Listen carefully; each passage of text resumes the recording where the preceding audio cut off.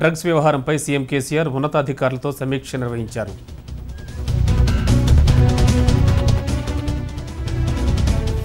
Drugs వాడేవారిని బాధితులుగానే చూడాలి కానీ నేరస్తులు కారని సీఎం కేసీఆర్ అన్నారు. సిట్ విచారణకు హాజరైన 12 మంది సినీ ప్రముఖులను నేరస్తులుగా పరిగణించకూడదని చెప్పారు ఆయన. అయితే డ్రగ్స్ వాడుతోన్న వాళ్ళని విచారిస్తే సరఫరా చేసేవారి గుట్టు రట్టవుతుందని, అందుకే సిట్ విచారణ చేశామని తెలిపారు. డ్రగ్స్ వినియోగించే రాష్ట్రాల జాబితాలో తెలంగాణ లేదని సీఎం చెప్పారు. హైదరాబాద్లో డ్రగ్స్ దందా ఎక్కువగా డార్క్ నెట్ ద్వారా జరుగుతోందని గుర్తించిన తెలంగాణ ప్రభుత్వం ఆ వెబ్సైట్ల సర్వర్లు నిలిపివేయాలని ట్రంప్ ప్రభుత్వాన్ని కోరింది. అమెరికా స్థావరంగా పనిచేస్తున్న డార్క్ వెబ్సైట్ల సర్వర్లను నిలిపివేస్తే డ్రగ్స్ దందా తగ్గుతుందని తెలంగాణ ప్రభుత్వం కోరింది. ఆన్లైన్లోనే డ్రగ్స్ దందా ఎక్కువగా జరుగుతుందని స్పష్టం చేసింది. డ్రగ్స్ కేసుపై తెలంగాణ ప్రభుత్వం ప్రత్యేక దృష్టి సారించి విచారణ జరుపుతోందని మంత్రి శ్రీనివాస్ యాదవ్ తెలిపారు. డ్రగ్స్ కేసులో పలువురు ప్రముఖుల పేర్లతో సిట్ 2వ జాబితాను సిద్ధం చేసిందని, ఈ జాబితాలో ఉన్న వాళ్లందరికీ ఏ క్షణంలోనైనా నోటీసులు ఇచ్చే అవకాశం ఉందని తెలుస్తోంది. ఈ జాబితాలో సినీ ప్రముఖులతో సహా రాజకీయ నేతలు, బడా వ్యాపారవేత్తల పేర్లు కూడా ఉన్నట్లు తెలుస్తోంది. 1-2 రోజుల్లో వారికి నోటీసులు జారీ చేసే అవకాశం ఉన్నట్లు సమాచారం. ఇక డ్రగ్స్ కేసులో హీరో రవితేజను 10 గంటల పాటు సిట్ అధికారులు ప్రశ్నించారు. అయితే శాంపిల్స్ ఇవ్వడానికి రవితేజ నిరాకరించారు. రవితేజ 6 ఏళ్లుగా తెలుసని జీషాన్ చెప్పడం, కెల్విన్ కాల్ లిస్టులో రవితేజ పేరు ఉండడంతో అధికారులు ప్రశ్నల వర్షం కురిపించారు. డ్రగ్స్ వాడారా లేక సరఫరాతో సంబంధం ఉందా అనే కోణంలో హీరో రవితేజను సిట్ అధికారులు విచారించారు. కెల్విన్ మొబైల్లో రవితేజ మొబైల్ నెంబర్ ఉండడం, రవితేజ కెల్విన్ మధ్య సంబంధాలపై కూడా ఆరా తీశారు అధికారులు. రవితేజకు డ్రగ్స్ సరఫరా చేసినట్లు జీషాన్ చెప్పడంతో డ్రగ్స్ వాడకానికి సంబంధించి సిట్ అధికారులు ప్రశ్నించారు. రవితేజ తనకు 6 ఏళ్లుగా తెలుసని అంటున్నాడు జీషాన్ కెల్విన్ విచారణలో రవితేజ పేరు బయటకొచ్చింది. విక్రమ్ గౌడ్ కాల్పుల కేసు దర్యాప్తును పోలీసులు వేగవంతం చేశారు. కుటుంబ కలహాలే ఈ కాల్పులకు కారణమని అనుమానాలు వ్యక్తమవుతున్నాయి. డాగ్ స్క్వాడ్ కూడా ఇంటికి తిరిగి రావడంతో ఇందులో బయట వ్యక్తుల ప్రమేయం ఉండకపోవచ్చని పోలీసులు ప్రాథమిక నిర్ధారణకు వచ్చారు. విక్రమ్ గౌడ్పై కాల్పుల వ్యవహారంపై ఆయన భార్య షిఫాలి పోలీసులకు ఫిర్యాదు చేశారు. కాల్పులు జరిగిన సమయంలో తాను పిల్లలతో కలిసి పై గదిలో ఉన్నానని ఆ ఫిర్యాదులో పేర్కొన్నారు. కాల్పుల శబ్దం వినిపించడంతో టపాసుల మోత అనుకున్నానని సెక్యూరిటీ గార్డు చెబుతున్నాడు. విక్రమ్ గౌడ్ జూబ్లీహిల్స్ అపోలో ఆసుపత్రిలో చికిత్స పొందుతున్నారు. ఆరోగ్యం నిలకడగా ఉన్నట్లు వైద్యులు చెప్పారు. విక్రమ్ గౌడ్ కాల్పుల కేసును అన్ని కోణాల్లో దర్యాప్తు చేస్తున్నామన్నారు వెస్ట్ జోన్ డీసీపీ వెంకటేశ్వరరావు. తుపాకీ కాల్పుల్లో గాయపడిన విక్రమ్ గౌడ్ను పూరి జగన్నాథ్ పరామర్శించారు. జూబ్లీహిల్స్లోని అపోలో ఆసుపత్రికి వెళ్లిన పూరి విక్రమ్ ఆరోగ్య పరిస్థితిపై ఆరా తీశారు. హీరో నితిన్ సోదరి నిఖితారెడ్డితో కలిసి ఇష్క్, గుండెజారి గెల్లంతయిందే సినిమాలను నిర్మించారు విక్రమ్ గౌడ్. సినీ రంగంలో పెట్టుబడులు పెట్టిన విక్రమ్ గౌడ్ ఆర్థికంగా నష్టపోయినట్లు ఓ వాదన వినిపిస్తోంది. సినిమా రంగంతో పాటు రియల్ ఎస్టేట్లోనూ పెట్టుబడులు పెట్టి ఆర్థికంగా దెబ్బతిన్నట్లు తెలుస్తోంది. చేసిన అప్పులు తీర్చాలని విక్రమ్ గౌడ్పై ఒత్తిడి పెరగడంతో తన్ను తాను రివాల్వర్తో కాల్చుకుని ఆత్మహత్యాయత్నం చేసినట్లు పోలీసులు అనుమానిస్తున్నారు. విక్రమ్ గౌడ్ కాల్పుల ఘటనలో మరో కొత్త కోణం కూడా వెలుగులోకి వస్తోంది. డ్రగ్స్ కేసుతో లింకులున్నట్లు అనుమానాలు వ్యక్తమవుతున్నాయి. మాదాపూర్లోని ఓ పబ్లో విక్రమ్కు వాటా ఉన్నట్లు పోలీసులు గుర్తించారు. పబ్లో వాటా కలిగి ఉన్న విక్రమ్ గౌడ్ డ్రగ్స్ విచారణ ఎప్పటికప్పుడు ఫాలో అవుతున్నారు. ఓవైపు ఆర్థికంగా నష్టపోయిన విక్రమ్ గౌడ్ పబ్ వ్యవహారంలో తాను కూడా డ్రగ్స్ విచారణ ఎదుర్కోవాల్సి వస్తుందేమో అన్న ఆందోళనతోనే ఆత్మహత్యాయత్నానికి పాల్పడినట్లు తెలుస్తోంది. విక్రమ్ గౌడ్ నివాసంలో లైసెన్స్ లేని తుపాకీని పోలీసులు స్వాధీనం చేసుకున్నారు. తనకు తానే కాల్చుకున్నాడా లేక ఎవరైనా కాల్పులు జరిపారా అన్న విషయంపై పోలీసులు దర్యాప్తు చేస్తున్నారు.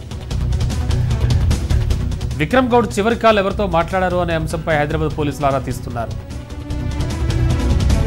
రామోజీ గ్రూప్ సంస్థల చైర్మన్ రామోజీరావు మనవరాలు సహరి వివాహ వేడుక రామోజీ ఫిల్మ్ సిటీలో వైభవంగా జరిగింది. ఈ పెళ్లికి పలువురు ప్రముఖులు హాజరయ్యారు. వధూవరులు సహరి, రేచన్, వీరేంద్ర దేవులను తెలుగు రాష్ట్రాల governor Narasimhan, AP CM Chandrababu Naidu, Telangana CM KCR, NDA ఉపరాష్ట్రపతి అభ్యర్థి వెంకయ్య నాయుడు ఆశీర్వదించారు. ప్రగతి భవన్లో సీఎం కేసీఆర్ను టీమిండియా మహిళల క్రికెట్ కెప్టెన్ మిథాలీ రాజ్ కలిశారు. మిథాలీ కోచ్ ఆర్ఎస్ఆర్ మూర్తికి కేసీఆర్ శాలువా కప్పి సన్మానించారు.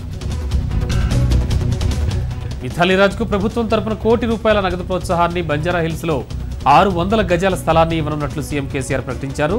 కోచ్ మూర్తికి 25 లక్షల నగదు ప్రోత్సాహం ప్రకటించారు. అమరావతిలోని సచివాలయంలో సీఎం చంద్రబాబును స్టార్ బ్యాడ్మింటన్ ప్లేయర్ శ్రీకాంత్ కలిశాడు. ప్రపంచ ఛాంపియన్షిప్కు వెళుతున్న సందర్భంగా ముఖ్యమంత్రి విషెస్ తీసుకోవడానికి వచ్చినట్లు శ్రీకాంత్ తెలిపాడు. టికెట్ల విషయంలో బస్సు కండక్టర్ను బాధ్యుడిని చేయడం సరికాదంటున్నారు బీసీ సంఘం నేత ఎమ్మెల్యే ఆర్ కృష్ణయ్య. ఆర్టీసీ కార్మికులను ప్రభుత్వ ఉద్యోగులుగా గుర్తించాలని డిమాండ్ చేశారు. మంగళగిరి ఐటీ పార్కులో 600 కోట్ల వ్యయంతో ఏర్పాటు చేసిన 5 డేటా సెంటర్ను ప్రారంభించారు ఏపీ సీఎం చంద్రబాబు.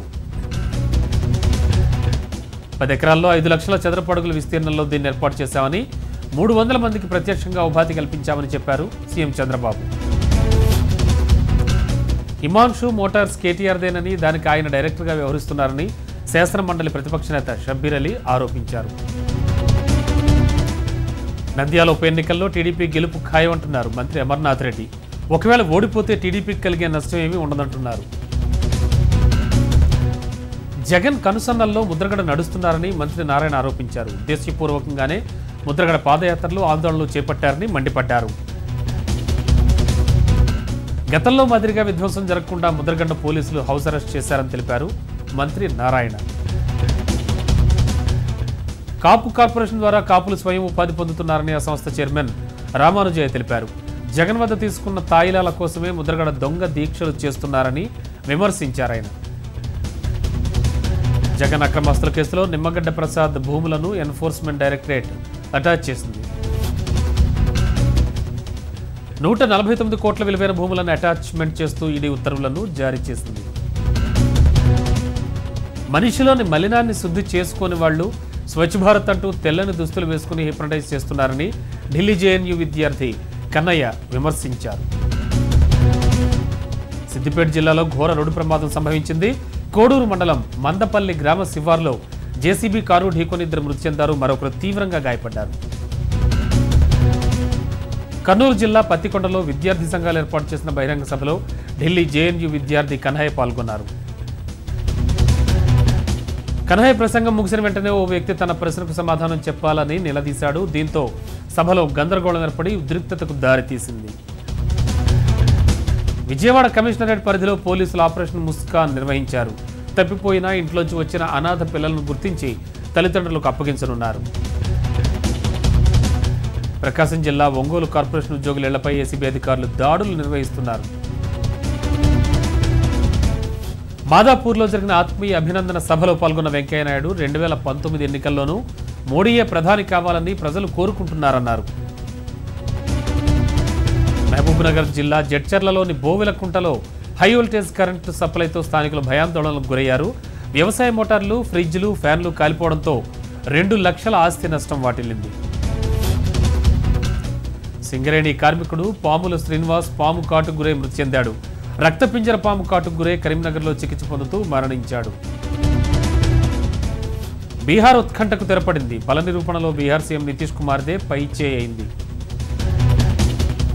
బీహార్ అసెంబ్లీకి జరిగిన బల పరీక్షలో నితీష్కు మద్దతుగా 131 మంది ఎమ్మెల్యేలు ఓటేశారు. 108 మంది ఎమ్మెల్యేలు వ్యతిరేకంగా ఓటేశారు. జేడీయూకి 71, బీజేపీకి 53 సీట్లు ఉండగా మరో 7 అదనంగా నితీష్కు మద్దతిచ్చారు. ఇక బీహార్ అసెంబ్లీలో బల పరీక్షను నిలిపివేయాలని ఆర్జేడీ ఆ రాష్ట్ర హైకోర్టులో దాఖలు చేసిన పిటిషన్కి చుక్కెదురైంది. ఆర్జేడీ పిటిషన్ విచారణకు స్వీకరించిన బీహార్ హైకోర్టు తక్షణ ఆదేశాలు జారీ చేయడానికి నిరాకరించింది. విచారణ సోమవారానికి వాయిదా వేసింది.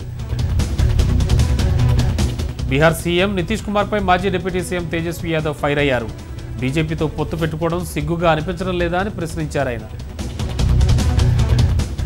హిందీ సైన్ బోర్డులకు వ్యతిరేకంగా కన్నడ గ్రూపుల నుంచి పెరుగుతున్న ఒత్తిడి నేపథ్యంలో ముఖ్యమంత్రి సిద్ధరామయ్య కేంద్రానికి లేఖ రాశారు. కర్ణాటకలో కొత్త మెట్రో రైల్ నెట్వర్క్ నుంచి హిందీ నేమ్ బోర్డులను తొలగించాలని కేంద్రాన్ని సీఎం కోరారు. బీజేపీ జాతీయ అధ్యక్షుడు అమిత్ షా రాజ్యసభకు నామినేషన్ దాఖలు చేశారు. ఆగస్టు 8న జరగనున్న రాజ్యసభ ఎన్నికల్లో గుజరాత్ నుంచి ఆయన పోటీ చేస్తారు. కేరళలో బీజేపీ కార్యాలయంపై దాడి జరిగింది. కున్నుకుజిలోని కమలం పార్టీ ఆఫీస్పై గుర్తు తెలియని వ్యక్తులు అటాక్ చేశారు. బైకులపై వచ్చిన కొందరు వ్యక్తులు కార్యాలయంపైకి రాళ్లు విసిరారు. కర్రలతో లోనికి వెళ్లి అద్దాలను ధ్వంసం చేశారు. అడ్డుకున్న పోలీసులపై సైతం దాడి చేశారు. ఈ దృశ్యాలన్నీ సీసీటీవీలో రికార్డ్ అయ్యాయి. ఆ ఫుటేజ్ని పరిశీలించిన పోలీసులు నిందితులను గుర్తించే పనిలో పడ్డారు. కేరళలోని త్రివేంద్రంలో దుండగులు రెచ్చిపోయారు. CPM state secretary Kodiyar Balakrishnan ఆస్తులపై దాడులకు పాల్పడ్డారు. పలు ప్రాంతాల్లోని ఆయన నివాసాలపై రాళ్లతో దాడి చేసిన దుండగులు వాహనాలను ధ్వంసం చేశారు. దీనిపై కేసు నమోదు చేసుకున్న పోలీసులు దర్యాప్తు చేపట్టారు. యూపీలో ఘోర రోడ్డు ప్రమాదం జరిగింది. ఆగ్రా సమీపంలో ఓ ట్రాక్టర్ ఆయిల్ ట్యాంకర్ను ఢీకొట్టింది. దీంతో ట్యాంకర్ క్యాబిన్లో మంటలు చెలరేగాయి. ట్రాక్టర్ కూడా మంటలు వ్యాపించడంతో 2 వాహనాలు కాలిపోయాయి. ఈ మంటల్లో చిక్కుకున్న 5 వ్యక్తులు సజీవ దహనం అవగా మరో 3 తీవ్రంగా గాయపడ్డారు. క్షతగాత్రులను సమీప ఆసుపత్రికి తరలించి చికిత్స అందించారు. గుజరాత్లో ఓ భవనం కుప్పకూలింది. అహ్మదాబాద్లోని 2 అంతస్తుల భవనం నేలమట్టమైంది. షాపూర్ ప్రాంతంలోని భవనం అంతా చూస్తుండగానే పిల్లర్లతో సహా కూలిపోయింది. ఈ భవనం రోడ్డుపై అడ్డంగా పడిపోయింది. రోడ్డు కవతల ఉన్న ఇళ్లపై కూడా పడ్డంతో ఆయిళ్లు ధ్వంసమయ్యాయి. పలువురు తీవ్రంగా గాయపడ్డారు. ఉత్తరప్రదేశ్లో ఘోర ప్రమాదం జరిగింది. సీతాపూర్ జిల్లాలో రామ్కోట్లో ఓ భవనం పై కప్పు కూలిపోయింది. ఈ ప్రమాదంలో ఒకే కుటుంబానికి చెందిన 4 మృతి చెందారు. మరో 3 తీవ్రంగా గాయపడ్డారు. మృతుల్లో 2 చిన్నారులు కూడా ఉన్నారు. పాక్ ప్రధాని నవాజ్ షరీఫ్కు ఎదురుదెబ్బ తగిలింది. పనామా పత్రాల కేసులో ఆ దేశ సుప్రీంకోర్టు దోషిగా నిర్ధారించింది. నవాజ్ను ప్రధాని పదవి నుంచి తొలగిస్తూ కోర్టు తీర్పు చెప్పింది. షరీఫ్ ప్రధాని పదవికి అనర్హుడన్న కోర్టు వెంటనే పదవి నుంచి వైదొలగాలని ఆదేశించింది. పాక్ ప్రధాని నవాజ్ షరీఫ్పై క్రిమినల్ కేసు నమోదు చేయాలని ఆ దేశ సుప్రీంకోర్టు సూచించింది. నవాజ్ షరీఫ్ రాజీనామా చేయడంతో పాక్ ప్రధానిగా ఆయన సోదరుడు షాబాజ్ షరీఫ్ పదవి బాధ్యతలు స్వీకరించారు. ప్రధానమంత్రి పదవికి నవాజ్ షరీఫ్ అనర్హుడంటూ పాకిస్తాన్ సుప్రీంకోర్టు ఇచ్చిన తీర్పు పట్ల తెహ్రీక్ ఈ ఇన్సాఫ్ పార్టీ అధినేత మాజీ క్రికెటర్ ఇమ్రాన్ ఖాన్ హర్షం వ్యక్తం చేశారు. పాక్లో గాడ్ ఫాదర్ పాలన అంతమైంది అంటూ వ్యాఖ్యానించారాయన. ఇటీవల పాక్ను ఉగ్రవాద దేశంగా ప్రకటించిన అమెరికా భారత్ను తన ప్రధాన రక్షణ భాగస్వామిగా ప్రకటించింది. ఈ నెల 4న ఉత్తర కొరియా ప్రయోగించిన ఖండాంతర క్షిపణి చాలా ప్రమాదకరమైందని అమెరికా స్పష్టం చేసింది.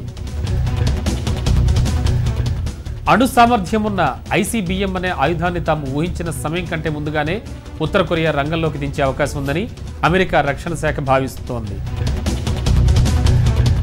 ఇక గురువారం నాటి ఈక్విటీ మార్కెట్ ర్యాలీతో అమెజాన్ వాటా అమాంతంగా పెరిగిపోయింది. సంపద పరంగా బిల్ గేట్స్ను కూడా దాటేసింది. అయితే అమెజాన్లోని ఇన్వెస్టర్లు అమెజాన్ వాటాలను విక్రయించడంతో ఆ కంపెనీ వెనువెంటనే 2వ స్థానానికి పడిపోయింది. మహిళా ప్రపంచ కప్లో రన్నరప్గా నిలిచిన భారత జట్టు wicket keeper Vineeta Jain, BCCI మాజీ అధ్యక్షుడు, హిమాచల్ ప్రదేశ్ క్రికెట్ సంఘం అధ్యక్షుడు అనురాగ్ ఠాకూర్ను మర్యాదపూర్వకంగా కలుసుకున్నారు. ఐపీఎల్ సరికొత్త సీజన్